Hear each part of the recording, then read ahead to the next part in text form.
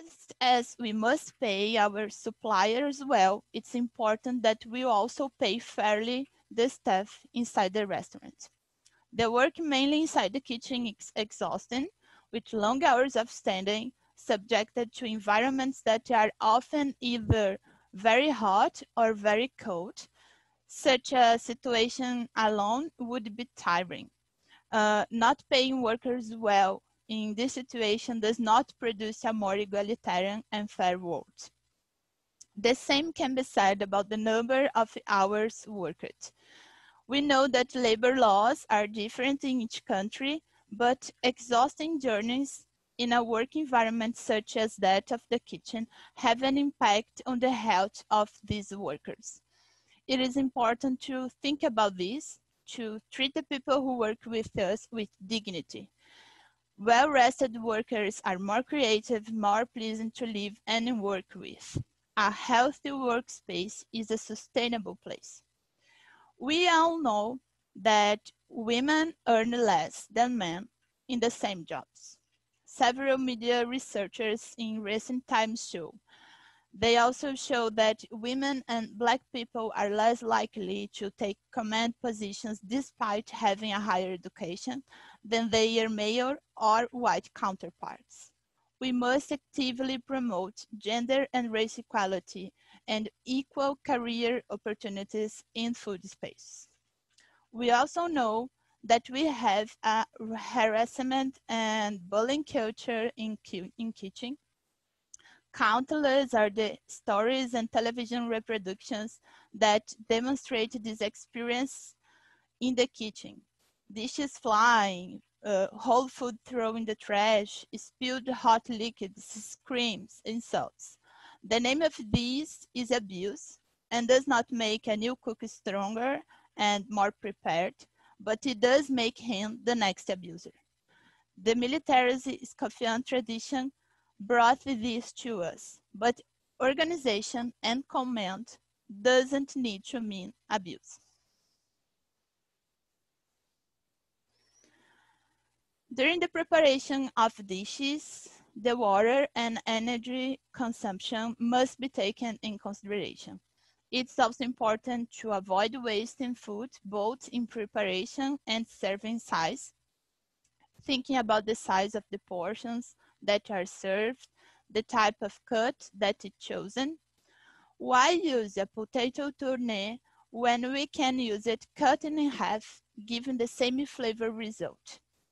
Or if it's essential to put this format, think about using these leftovers in another dish of the menu. Training your employees, both wait staff in the kitchen, also helps reducing waste. Another alternative is separation of recycling waste inside the restaurant and, if possible, using compost bins. If there is room, the restaurant can even include vegetable gardens. Finally, we need to think about the customer relations. It's important that we focus on using packaging, utensils, and crockery that are not disposable in our restaurants, impacting less the environment. We can promote on social media local producers that are our partners and suppliers. And finally, we can promote and participate in gastronomic events in our city or area, other local entrepreneurs developing partnerships.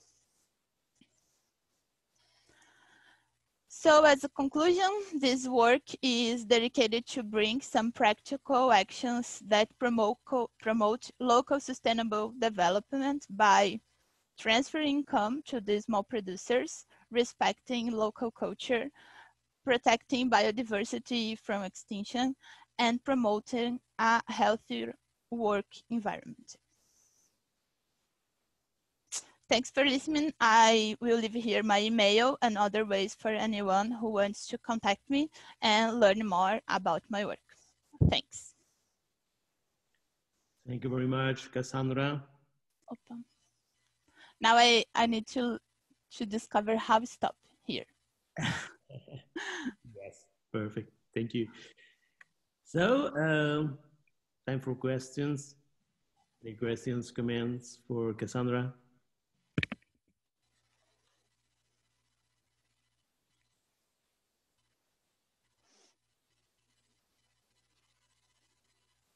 Okay, there are no questions. Yes, I have a question for Cassandra as well. Yeah, thank you. Yeah. Well, Hi, Julia. Yes, hi. Well, you weren't present. I present my project in the morning and it's quite simple. Well, the conclusions are quite similar, but I wonder, those recommendations that you made are based on the literature. Did you perform any field study, or how do you came to these recommendations that you made according to the sustainable goals? Both literature, read some articles, and from my experience in Brazil. I know that I don't know what your country where you live. My studies in Sweden. I know that the Europe reality it's other, mainly in terms of waste food. And other things, but here these strategies that I propose are very practical to our reality.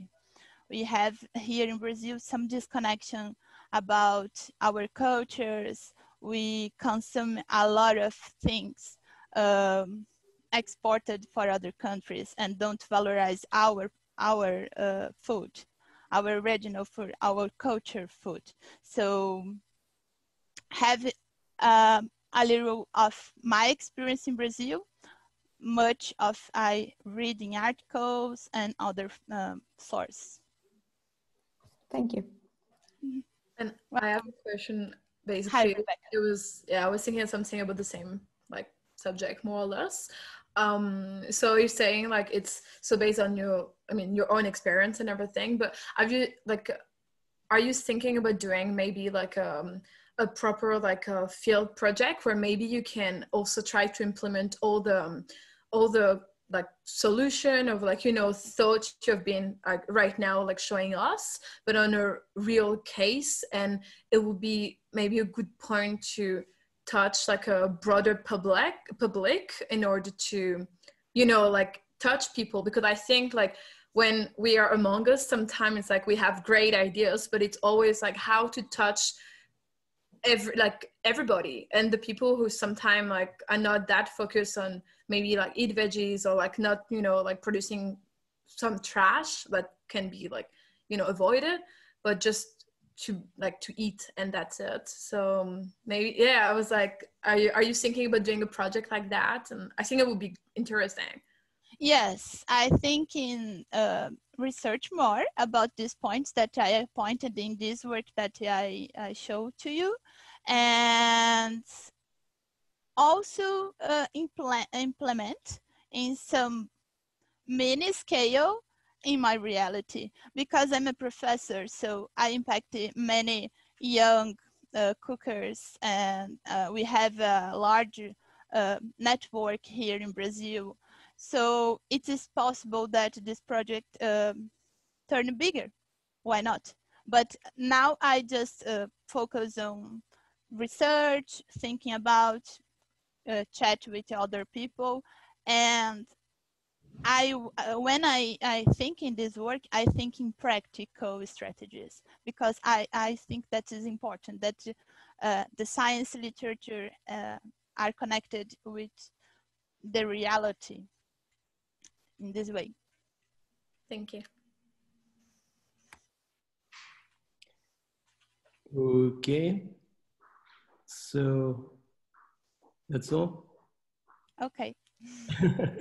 Okay, so thank you very much, Rebecca and Cassandra. And this is the end of this second session in English by today. Now we are, as you know, as I announced this morning, to change the language. So we are starting another sub-session in Portuguese. So if you understand Portuguese and want to join us, you are welcome, absolutely welcome to stay there. but we are changing the language. So we are talking Portuguese right now. Okay, so thank you very much to all our English spoken participants, and see you tomorrow at 9 o'clock. Don't forget that. So thank you very much and see you tomorrow. E agora vamos trocar a língua, vamos falar português. Eu peço desculpas por o meu português, porque eu falo um portunhol que não é bom, mas vou de falar português, um pouquinho de português. Eu vou fazer as apresentações vou dar as palavras e quero recordar que temos 12 minutos. Temos 12 minutos com 4 comunicações, 4 intervenções. Temos a primeira de Tiago Serravalli de Sá e o Erisleda Alencar Moreira, que vão falar sobre a rede punk de Bahia. Tiago? Olá, como vão? Boa tarde, bom Boa dia. tarde. Aqui é bom dia ainda. Bom então, dia. Boa tarde. Eda mandou a apresentação, minha colega mandou, mas eu acho que não deu tempo ainda de colocar. Acho que foi depois do prazo. Apresentação de vídeo? Isso. Temos uma apresentação do vídeo. E a mesma? Mesma apresentação? Temos dois. Sim, essa primeira ele se chama Bahia. Redescobrindo a Gastronomia Baiana, não é? É Redescobrindo a Gastronomia Baiana.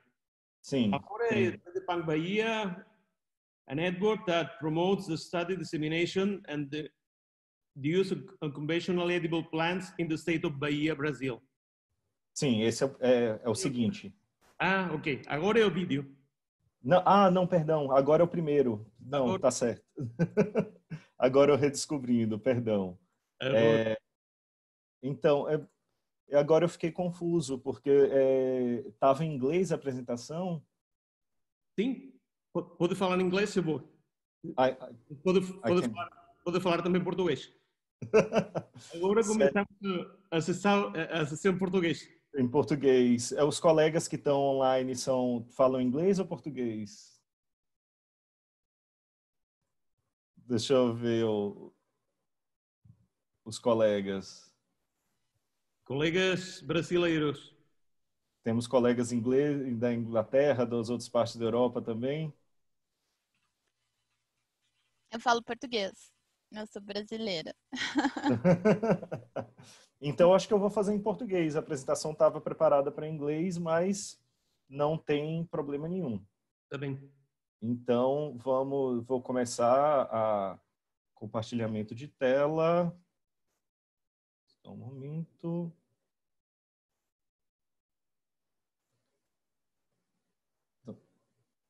Todos estão vendo a apresentação? Sim. Pronto, está no modo apresentação, né? Ainda fico meio perdido no Zoom. Então, gente, agradeço a presença de todo mundo, né? Se tiver alguém de língua inglesa, pode perguntar em inglês também, não tem problema nenhum. Então, o trabalho que a gente vai apresentar, que eu vou apresentar aqui em nome dos colegas, é Rede Punk Bahia, a network that promotes the study, dissemination and use of unconventional edible plants in the state of Bahia, Brasil. Então, eu sou o Tiago Serravalli de Sá, eu sou biólogo na Universidade Federal da Bahia e meus colegas são o Erisleda Alencar Moreira, que ela é professora da Faculdade Batista Brasileira, e professor José Geraldo de Aquino Assis, que é professor também na Universidade Federal da Bahia, meu colega, e todos nós somos membros dessa Rede Punk Bahia, né, que eu vou explicar um pouquinho mais para frente. Então, primeiro vamos explicar o que é Rede Punk Bahia. Então, essa é a nossa logo e a gente é uma articulação de instituições profissionais e movimentos sociais no estado da Bahia que tem foco em redescobrir, disseminar e promover o uso de plantas alimentícias não convencionais, que no Brasil foi popularizado com o acrônimo PANC, mas que fora do Brasil, principalmente na literatura da área de agronomia, é conhecida como NUS, Neglected and Underutilized Species, né? E esse termo não foi tão popularizado no Brasil, e quando chegou o termo punk, ele se populariza muito rápido. E o que é que esse termo representa? Então, primeiramente, o termo foi cunhado em 2007 pelo Knupp, e ele é popularizado em 2014 com essa obra, Plantas Alimentícias Não Convencionais, Punk, no Brasil. Esse foi o livro que realmente começou todo esse movimento e todo esse interesse pelas punk. E na definição do que é punk, então, são plantas ou partes dessas que possuem uma ou mais partes ou derivados dessas partes de plantas que podem ser usados diretamente na alimentação humana ou indiretamente quando obtém-se óleos ou gorduras para cozinhar. Então, isso inclui não apenas as plantas realmente desconhecidas, mas também partes de plantas que são regularmente conhecidas. Por exemplo, banana, o fruto da banana não é punk. Mas quando a gente fala no coração da bananeira, o mangará, o umbigo da bananeira, ele é pouco convencional, ele é não convencional, porque as pessoas não conhecem o uso comum dessa parte da planta como alimentação. Uma característica básica que a gente encontra para determinar o que é uma punk ou não é a falta de uma cadeia produtiva. Então, se você tem uma planta comestível que você não encontra no seu supermercado, na sua feira, então ela é uma punk. E a gente tem que sempre lembrar que o que é convencional ou não convencional varia com o tempo, com espaço e com a cultura. Por exemplo, na Bahia, maxixe não é não convencional, é bastante convencional. Mas em outros lugares do Brasil pode ser, em outros lugares do mundo. Tem uma planta, o jambu, que é uma erva que é bastante comum no Brasil todo, mas é usada comumente na alimentação do Pará. E fora do Brasil, ele é conhecido, pouco conhecido, ou tem outros usos, como usos rituais, como no caso da Bahia, ou como medicinais, por exemplo. Então, a gente fala de punk, a gente está falando também de biodiversidade alimentar. Por que isso é importante? Os estudos mostram que uma baixa biodiversidade alimentar, ela constitui uma vulnerabilidade. Uma vez que poucas espécies constituem sua base de alimentação, qualquer problema que a gente tenha em alguma dessas espécies, isso acarreta numa falta de segurança, numa situação realmente que pode levar à fome. Enquanto uma alta biodiversidade alimentar, ela traz segurança e soberania alimentar. Os dados da FAO de 2020 trazem que 30 espécies representam 95% de todo o consumo calórico de origem vegetal que a gente faz. E somente trigo, o arroz, a batata e o milho, eles representam 60% de todo o consumo calórico de origem vegetal. Então, para você ver o que é a vulnerabilidade, 60% da nossa na alimentação, do nosso aporte calórico de origem vegetal vem de 4 espécies. Qualquer problema nessa cadeia, a humanidade passa fome. E na Bahia, a gente tem uma situação. A Bahia é um estado muito grande. Então, para quem não é brasileiro, a Bahia ela tem 564.733.177 metros quadrados e mais de cerca de 900 quilômetros de costa. A gente abriga, são 417 municípios em 27 regiões de identidade cultural, e a gente abriga 3 dos principais biomas brasileiros. A gente tem a Mata Atlântica, na costa, a gente tem a Caatinga e a gente tem o Cerrado.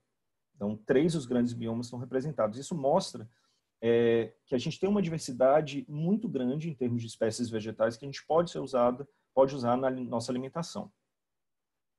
E agora eu vou entrar de fato no que é a Rede Punk. E eu vou apresentar rapidamente uma linha do tempo que vai de 2013 até o ano de 2020, que é o tempo em que a Rede Punk está se estabelecendo. A existência da Rede Punk passa por esses 7 anos. E em 2013 a gente tem o que eu chamei de um encontro fortuito, que é onde começa a ideia dessa rede e a consolidação dela. A gente tem em 2014 um marco, que é um projeto de pesquisa da nossa agência de fomento, que é a FAPESB, um projeto, de fato, né, que formaliza a nossa rede. Em 2015, a gente tem trabalhos extensos com comunidades perto de Salvador. Em 2016, a gente começa intervenções regulares em feiras orgânicas e feiras de alimentação. Em 2017, é um ano que a gente tem muitos congressos e simpósios de participação. É muito legal esse ano, porque um dos nossos trabalhos é, inclusive, premiado num evento de recursos genéticos vegetais da Bahia, então, mostrando a importância desse tema das PANC para alimentação e para pesquisa.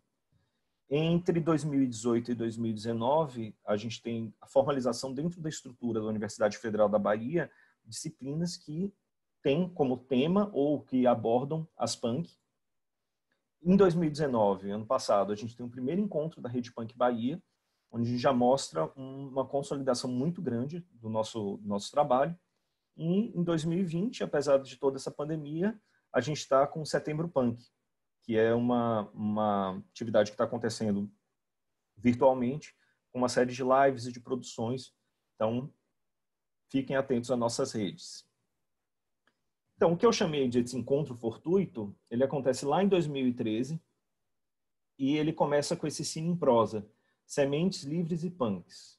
Então, o professor Geraldo ele é convidado para participar dessa mostra, através de um encontro do Ian, que está nessa foto em pé, com um colega nosso lá da biologia, um biólogo formado, que hoje está atuando no sul da Bahia, e a Juliana também, que o Ian é administrador, a Juliana é socióloga, e Rosália Galvão, nossa colega, que é uma anciana no conhecimento sobre essas plantas. Então, essas pessoas se juntam nesse momento em 2013 e criam as bases do que a gente vê hoje, que é formalizado por esse projeto em 2014, que tem como intuito fomentar as cadeias de produção dessas plantas alimentícias não convencionais dentro da Bahia. Então, nesse projeto, a gente cria uma logomarca, a gente cria uma estrutura e a gente começa os trabalhos formalmente. E esse ano é muito importante, inclusive, porque foi o ano que eu entrei como biólogo na Universidade Federal da Bahia. Como eu também sou aluno de gastronomia, estou me formando, eu fui automaticamente cooptado para trabalhar nesse projeto. E o trabalho começa, nesse momento, com visitas a comunidades. A gente tem visitas ao Quilombo Tenondé, no sul da Bahia, no Recôncavo Baiano, comunidades próximas a Salvador, comunidades indígenas e escolas também. Então, isso tudo, todas essas atividades foram fora de Salvador e são contatos que a gente mantém até hoje, né, dentro da rede, são grandes parceiros. A gente também promove essas intervenções regulares em feiras orgânicas. Então, acho que passa de uma dezena de feiras que a gente já participou. Feira da Agricultura Familiar, Feira da Assembleia Legislativa da Bahia e até mesmo o mercado de frutas e verduras aqui em Salvador. Esse é o Seu Guto, né, junto de Geraldo, que é um comerciante, ele está no mercado que não é orgânico, que não é voltado para punk, mas ele é um senhor que ele tem isso como uma grande motivação. Ele conhece os frutos, as sementes, os tubérculos que ele traz, ele sabe quem é o produtor, ele conhece o modo de produção.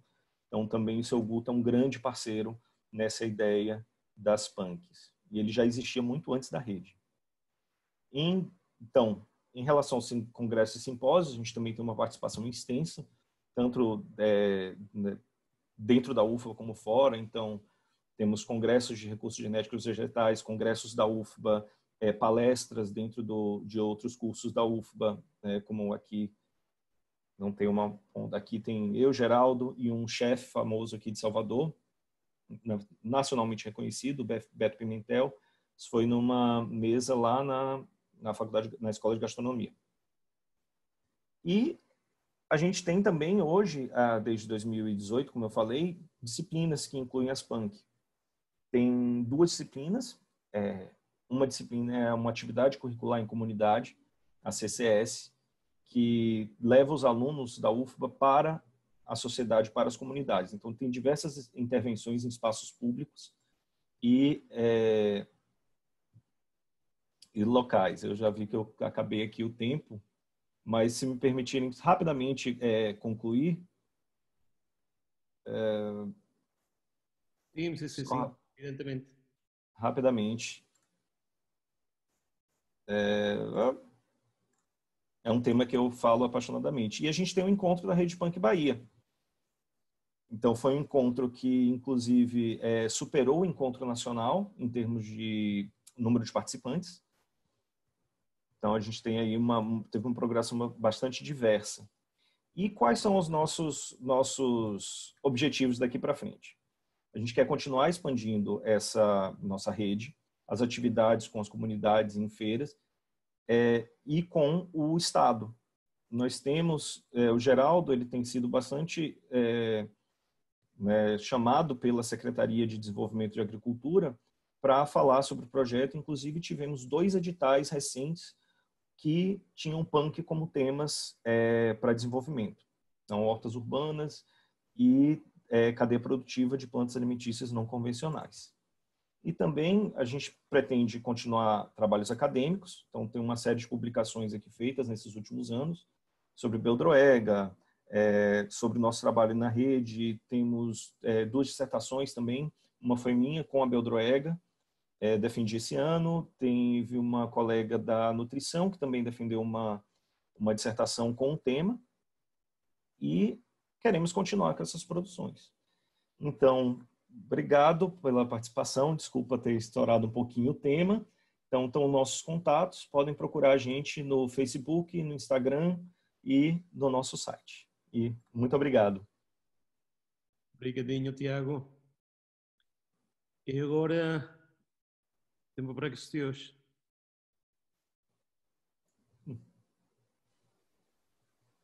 Alguém, uma pergunta? Temos tempo? A gente tem tempo Sim. para perguntar? Tiago, essa questão da cadeia, vocês estão conseguindo resolver isso? A cadeia produtiva, que eu acho que é o nosso maior entrave aqui, né?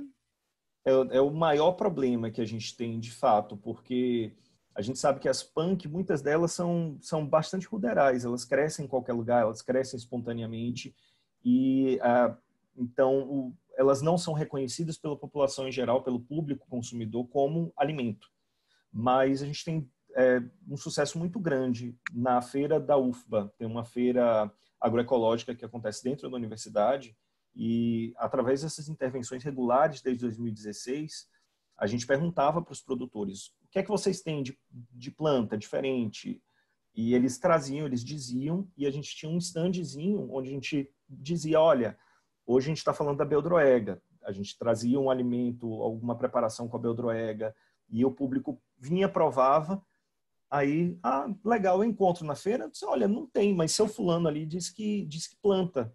Aí diz para ele trazer, e ao longo desses, do mais de 2 anos aí nessas intervenções, mais 2 não, quase 4 anos, nessas intervenções na feira, os produtores começaram a trazer essas plantas que eles não traziam porque não iam vender, e o público passou a pedir. Então, a gente tem essa experiência muito boa, e lá nessa feira que eu falei com o seu Guto, ele tem, e a procura tem aumentado também.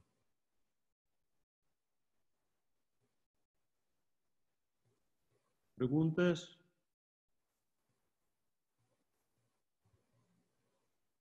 Andrea? André, o microfone. Andrea, microfone. Perdão. Boa tarde. Boa. Boa tarde, Thiago. Boa tarde, todo mundo. Bom, eu conheço um pouco desse trabalho a partir de uma professora também da UFBA, a Tereza, que faz um doutorado aqui em Córdoba. E Sim. ela me apresentou o Natural Walks, que eu moro aqui na Catalunha, né? E Natural Walks é uma parte para você conhecer exatamente quais são as plantas que você pode usar, que é uma coisa que está sendo usada muito, e é uma parceria com o Celeste Can Roca, né? E a minha pergunta não sei se você provavelmente deve conhecer essa iniciativa, Thiago, mas a minha pergunta é sobre se vocês têm algum tipo de como eu disse, de iniciativa junto ao turismo, justamente para que essas plantas se tornem conhecidas também de um outro tipo de público, já que esta também, além da gastronomia, é minha área. Muito obrigada. Então, obrigado pela pergunta, Andréia. Então, eu já ouvi falar nessa iniciativa, eu realmente não colhei a fundo, mas eu acho realmente uma consideração muito boa levar em conta a questão do turismo, principalmente quando a gente fala de plantas nativas.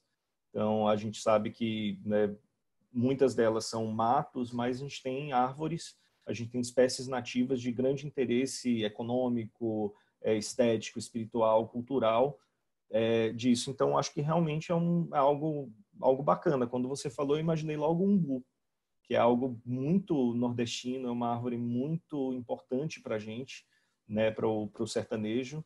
E realmente, eu acho que a iniciativa do turismo pode ser uma próxima empreitada dentro da rede. Bom, tá certo, obrigada. Obrigado. Qualquer coisa também estamos aí, viu? Brisleda, uma última coisa.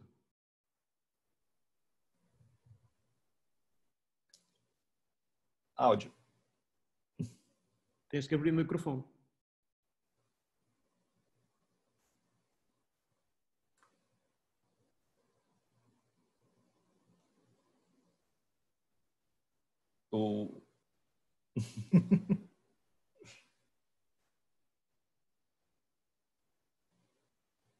Momentinho, vou fazer. E se ela escreve no chat? Momentinho.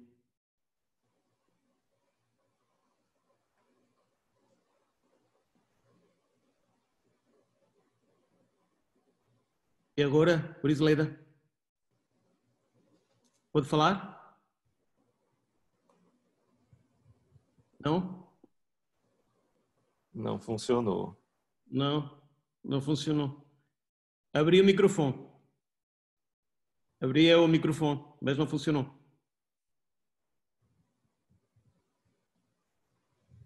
Está bem. Vamos seguir então, né? Obrigadinho, Tiago. Obrigado a todos, todas. E agora temos uma outra comunicação vídeo. Que temos agora.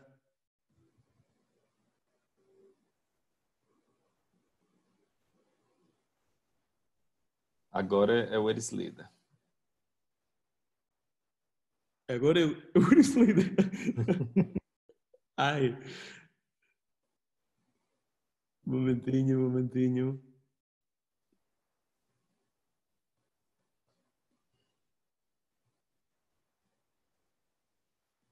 É agora. Olá, nós vamos apresentar o trabalho intitulado Redescobrindo a Gastronomia Baiana, de autoria de Erisleda Alencar Moreira, Tiago Serravalli de Sá e Rosália Machado Galvão. Esse trabalho ele busca apresentar algumas preparações culinárias que são muito características, né, da Bahia. O estado da Bahia é uma das 27 unidades federativas do Brasil. Nós temos 900 quilômetros de costa atlântica e mais de 564 mil metros quadrados. Então, é um estado que tem uma dimensão territorial bem significativa. Esse estado foi palco de um dos primeiros contatos, né, dos povos nativos do Brasil com os europeus e, consequentemente, também com a introdução da população africana na condição de escravizados. Então, é um estado que já possui mais de 500 anos, né, passando por esse processo de intercâmbio cultural entre povos nativos, colonizadores e povos africanos e muitos outros que por aqui passaram e aqui estão construindo e reconstruindo cotidianamente essa cultura no estado da Bahia.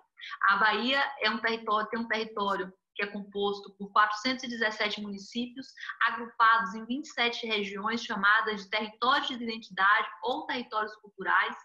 Aqui nós temos os três grandes biomas brasileiros, dos quais a gente destaca o Cerrado, a Caatinga e a Mata Atlântica.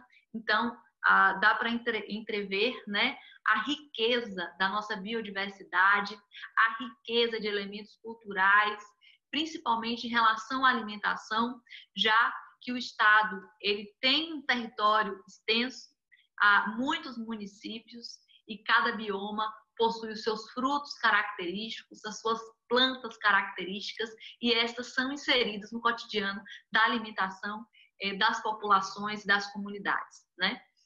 Então, o nosso trabalho teve como objetivo organizar uma coletânea de textos que versassem sobre a diversidade da cozinha baiana, com ênfase na biodiversidade, nos ingredientes, nas preparações que constituem as identidades no estado da Bahia.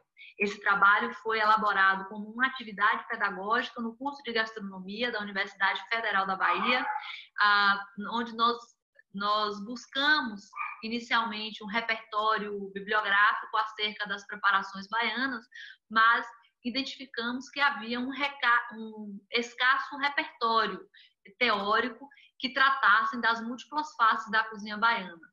Então, identificamos a necessidade de organizar uma publicação que trouxesse, né, elementos culturais e receitas que apresentassem essa nossa diversidade.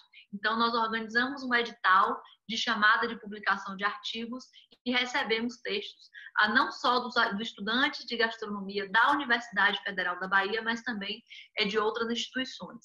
Em seguida, juntamente com os estudantes, fizemos a seleção e a formatação destes textos. Aí, em seguida, surgiu aí a nossa obra, né? Aí está a capa do nosso livro. Na capa aparece um arroz de alçá, que é um prato muito característico aqui do Recôncavo, que remete à influência da população africana, especificamente dos povos haussás, né? Então, esse livro foi organizado por mim e mais 2 estudantes, a Rosário e o Tiago, que naquele momento estavam envolvidos com esse processo, estavam cursando a disciplina que eu ministrei, na época foi eventos gastronômicos, e em seguida desenvolvemos muitos outros trabalhos em conjunto. Este livro foi organizado da seguinte maneira: como o baiano faz as suas refeições. Na Bahia, nós não consumimos cotidianamente os alimentos com a ordem de serviço de entrada, prato principal e sobremesa. Na Bahia, cotidianamente, nós comemos pratos salgados. Então, forma-se um banquete, todos os pratos são colocados à mesa e as pessoas se servem. Isso faz parte da nossa cultura alimentar. Então, o livro foi organizado pensando nessa rotina, nessas refeições rotineiras no estado da Bahia.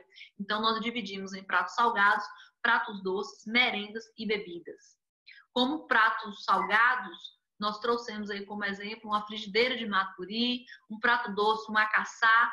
O acaçá ele é feito de milho branco, coco, açúcar ou não, a depender da utilização. A frigideira de maturi, o maturi é um ingrediente, é o fruto, é a castanha do caju verde, é a castanha verde do caju, na verdade, né? Como merenda, a taboca, e como bebidas, um exemplo do aluá, que é uma bebida fermentada. As merendas são aquilo que nós comemos de lanche, aquilo que nós comemos entre as refeições. Por exemplo, uma merenda se come no meio da manhã, no meio ou no final da tarde. Então, a merenda são essas refeições que nós fazemos entre as demais grandes refeições. A merenda também pode compor um jantar, a merenda pode compor um café da manhã, né? E aí esse livro nos surpreendeu quando nós recebemos essas receitas, porque nós observamos que os ingredientes dos biomas, de certa forma, eles apareceram, né, na seleção de textos. E aí nos remete à ideia, né, da cozinha sustentável, principalmente da sustentabilidade no contexto dos ingredientes, já que alguns alimentos que nós identificamos nesse processo, eles estavam alinhados à produção local e regional. Então, a sustentabilidade no contexto dos ingredientes é um fator fundamental para a sustentabilidade dentro da experiência gastronômica. Alguns alimentos são mais difíceis de produzir, gastam mais tempo e recursos naturais e emitem uma determinada quantidade de CO2, causando impacto direto em nossa atual condição ambiental. Então, essas receitas que nós selecionamos dialogam diretamente com essa ideia de cozinha sustentável, pensando na valorização dessa biodiversidade local e regional e na construção dessa cozinha dos diferentes territórios de identidade da Bahia. Ainda sobre o âmbito, né, dessa variedade, dessa biodiversidade, identificamos que o homem moderno possui poucas espécies, né? Menos de 30 plantas são responsáveis pela alimentação de 95% da população no mundo. E no século passado, extinguiram-se 250 mil espécies vegetais. Já desde o início do século XX, a América perdeu 93% dos seus recursos agrícolas e a Europa quase 85%. Então, aí, nas ilustrações, nós trouxemos algumas figuras que aparecem no texto. Figuras não, alguns elementos dessa biodiversidade que aparecem no texto. O feijão mangalô, o maturi, o murici, a taioba. Algumas dessas plantas são endêmicas aqui do Brasil, outras não. Outras foram introduzidas, mas já se encontram amplamente adaptadas e muitas delas não são cotidianamente consumidas. Às vezes há biodisponibilidade dessas plantas enquanto alimentos, mas elas não são consumidas ainda em larga escala em todo o território do estado. E aí a gente trouxe aqui alguns exemplos, né, dessa biodiversidade. O labilab purpureus, que é conhecido também como orelha de padre, mangalô, e no município de Boninal, na Bahia, é chamada de saborosa. No livro tem uma receita de fritada de saborosa, que é feita, na verdade, com a vagem. Do labilab tudo se come, os grãos, a vagem em si, as folhas jovens e as flores. Então, é um elemento importante para a gente pensar a segurança alimentar e nutricional das populações. É uma planta que está adaptada ao nosso clima. Então, a gente tem algumas comunidades que consomem bastante, mas outras, mesmo tendo biodisponibilidade dessa planta, não as consomem. Às vezes, a gente tem um consumo maior dos grãos, né, dos feijões, do que, por exemplo, da vagem, das próprias folhas ou das flores, né, que são pouco consumidas. No âmbito dos pratos doces, a gente destaca o mandacaru, que é a cereus jamacaru. Aí na ilustração nós trouxemos a foto do chefe Timóteo Domingos, que é um chefe aqui brasileiro, que ele trabalha com esses elementos do bioma caatinga, especificamente e principalmente as cactáceas. O mandacaru é uma planta adaptada ao nosso clima e que tem abundância em todo lugar. Aqui em Salvador, na orla, a gente encontra mandacaru e seus frutos, e é muito pouco consumido. E em determinados locais da Bahia, esse fruto ele entra na mesa, ele entra, por exemplo, na produção não só de bolos, mas também de doces, geleias, etc. No âmbito das bebidas, destacamos o mel de cacau, que é uma bebida oriunda, né, do Theobroma cocoa, que é o cacau. O mel de cacau consiste é o suco mucilaginoso de cacau, que é, na verdade, o néctar do cacau. Quando a gente quebra o cacau, quando você tira a semente, escorre um líquidozinho que fica no interior desse fruto. Esse é o mel de cacau. Na Bahia, na região, nós temos uma região chamada Costa do Cacau, que é no litoral sul. E nessa região, na Costa Cacaueira, o mel de cacau é muito forte e faz parte do cotidiano dessa população. Em outros territórios, a gente já consegue ter acesso a esse produto, pois a agricultura familiar tem trazido para a capital esses produtos. Por exemplo, o mel de cacau da sucuri em plumas. Aqui em Salvador a gente consegue encontrar, mas nem todo lugar da Bahia a gente consegue ter acesso a esse alimento e a essa oportunidade de provar, né, o mel do cacau, esse néctar dos deuses. No âmbito das merendas, apareceram muitos bolos, biscoitos, sequilhos, e nós destacamos a araruta, que é a Amaranta arundinacea. A araruta, aí eu coloquei a foto do rizoma e da planta, mas o mais comum é fazermos um polvilho dessa araruta e deste polvilho utilizarmos em produtos principalmente de panificação e confeitaria. A araruta, ela tem uma fécula de alta digestibilidade, então ela é muito indicada, por exemplo, no âmbito da cozinha hospitalar. Ela é isenta de glúten e é um excelente produto para fazer pães, por exemplo, sem glúten, biscoitos sem glúten, como espessante para molhos. Aqui na Bahia a gente tem um ditado que diz que toda araruta tem seu dia de mingau, porque antes as comunidades tradicionais faziam o mingau das crianças com a fécula da araruta. E é um conhecimento também que está se perdendo. Hoje, nem todas as pessoas conhecem o uso da araruta. Então, é uma planta que em algumas comunidades ela ainda é muito utilizada, mas em outras ela é completamente desconhecida. Então, nesse livro, né, em Redescobrindo a Gastronomia Baiana, o invisível pode se fazer presente sob diversos aspectos, pois o ato de comer, primordial para a sobrevivência humana, tem sido construído ao longo dos séculos, permeado de elementos simbólicos, como a seleção e a predileção de insumos, a criação e a perpetuação de receitas, ou mesmo a construção dos valores empregados ao alimento e ao ato de comer. A obra não visou salvaguardar as múltiplas faces da cozinha baiana. Para isso, os lares baianos se colocam como os guardiões da memória ancestral dos seus saberes e fazeres. Essas são algumas referências que nós utilizamos nessa apresentação. Muito obrigada a todos e todas.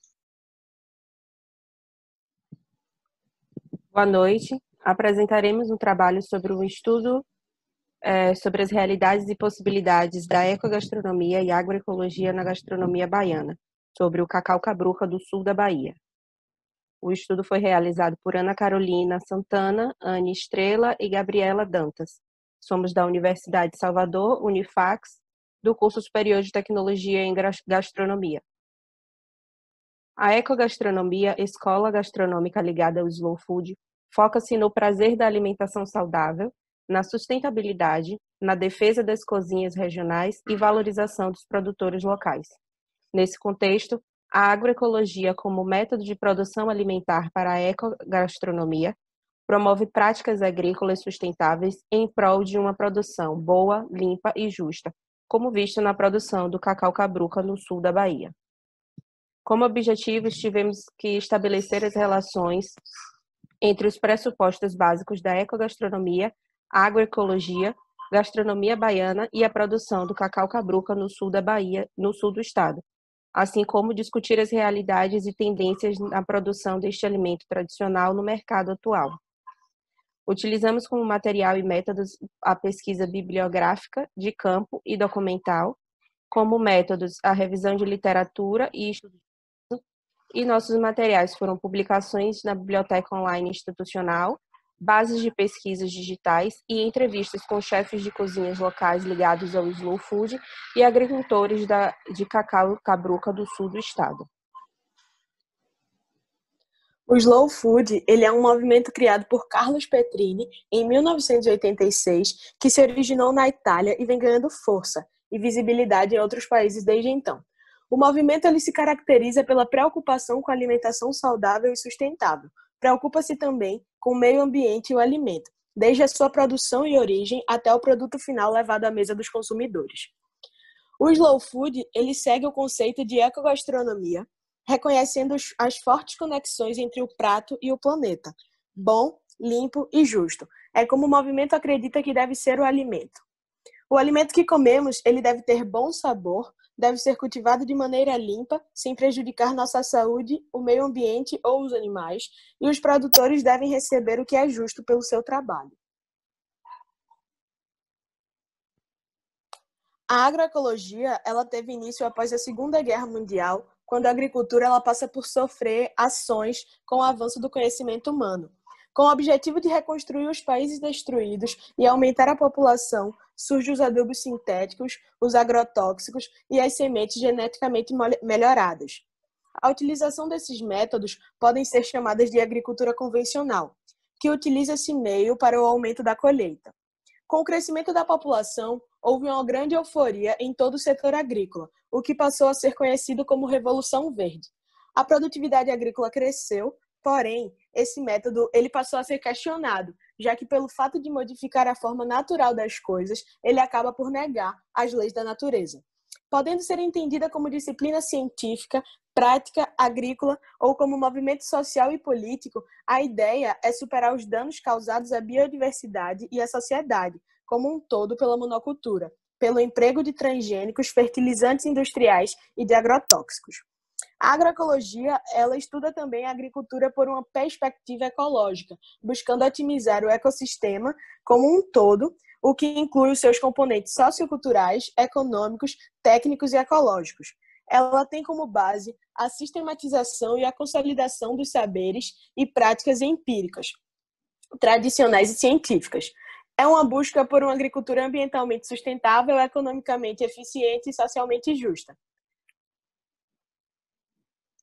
A ecogastronomia, ela surge após a formação de uma associação enogastronômica baseada numa alimentação saudável, além da apreciação de vinhos, que começou após o início do movimento do Slow Food, visando apoiar e defender a boa alimentação e, concomitantemente a isso, o prazer pela comida e o desacelerar físico e psicológico de cada indivíduo.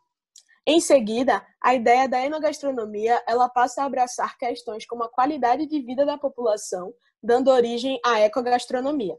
A ecogastronomia, em seus princípios, defende a ideia de uma alimentação natural e saudável, dando preferência ao uso de ingredientes frescos, cultivados sem quaisquer tipos de agrotóxicos ou conservantes químicos. O principal objetivo é restituir ao alimento sua dignidade cultural, reforçar o monumento da degustação e lutar pela preservação e uso sustentável da biodiversidade. Proteger espécies vegetais e raças animais, contribuindo com a defesa do meio ambiente, da cozinha típica regional, dos produtos e do prazer da alimentação. No próximo slide, a gente vai poder saber um pouco mais sobre o Ori Instituto, que é um instituto baiano que tem como missão o desenvolvimento social, cultural e turístico da Bahia por meio da ecogastronomia. Esse instituto ele foi criado e ele reúne diversos chefes de cozinha e profissionais ligados à cozinha para realizar ações socioculturais e socioambientais ligadas diretamente à produção do alimento na Bahia. Eles têm como, por exemplo, ações como a expedição do Licuri, que foi uma expedição chamada Expedição Caatinga, aqui na Bahia, que visa conhecer os produtores de licuri e saber diretamente quem produz, quem faz e quem consome também. Também tem a expedição Mari Mangue, que foi uma expedição feita com marisqueiras na ilha de Veracruz, e eles também têm ações como, por exemplo, aulas de culinárias para jovens de escolas estaduais da Bahia.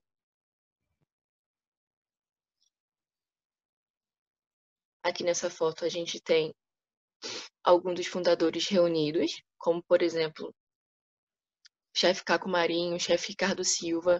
Na outra foto a gente tem na aula de culinária com o chefe José Mochon, e também mais embaixo a gente tem os fundadores também reunidos. Nessa foto a gente tem o chefe Pimentel, chefe Beto Pimentel, que é um chefe baiano, e que ele tem um restaurante de culinária tradicional da Bahia, e a sua cozinha se diferencia pelos ingredientes naturais utilizados. Cacau Cabruca, do sul da Bahia. A comunidade do Cacau Cabruca é uma das fortalezas do Slow Food no estado da Bahia, organizada a partir da junção do pré-assentamento Dois Riachões, que conta com 25 famílias produtoras do assentamento Terra Vista, e a cooperativa Cacau Bahia, que conta com 60 colaboradores. Dentre os benefícios alcançados, destacam-se o entendimento pleno do valor do sistema agroecológico de produção do cacau cabruca e seu alinhamento com a produção alimentar boa, limpa e justa.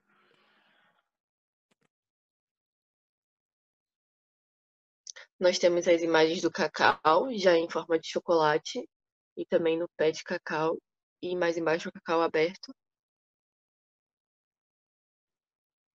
A ecogastronomia segue a filosofia do slow food, que preconiza uma produção boa, limpa e justa, levando em consideração todas as etapas de produção até chegar à mesa do consumidor, escolhendo o local e o alimento a ser plantado, observando a cultura e os alimentos de extinção.